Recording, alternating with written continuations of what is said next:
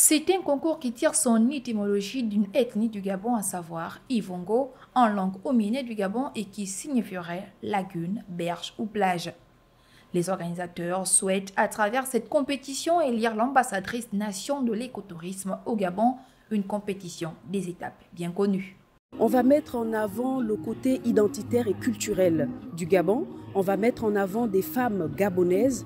On va restaurer la femme gabonaise à travers son identité, à travers sa culture et sa tradition. Donc on aura des femmes qui parleront couramment leur langue vernaculaire, des femmes qui sauront cuisiner des plats traditionnels gabonais, des femmes qui maîtriseront les sites touristiques gabonais, des femmes qui auront l'identité naturelle d'une Gabonaise, donc son cheveu crépus, son teint naturel. Pour les participants au concours Miss Ivongo, les critères sont bien définis et l'un d'entre eux repose sur le bilinguisme. Dans le contexte de la transition, on nous apprend à nous réapproprier, à se réapproprier notre identité. Donc quand nous, on parle de bilinguisme, on parle d'un individu, un Gabonais, qui sait parler au moins 2 langues du Gabon. Donc quelqu'un qui parle Fon et Miena est pour nous un bilingue. Obamba Teke, c'est un bilingue.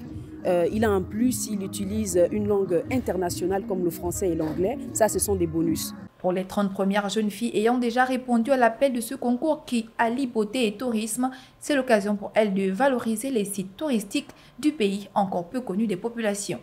Je veux montrer en fait que la femme gabonaise est très belle en fait, et puis valoriser le tourisme au Gabon parce que nous avons beaucoup de sites touristiques au Gabon, mais qui ne sont pas encore valorisés en fait. Le premier mot qui m'a attiré dans ce concours, c'est le côté culture.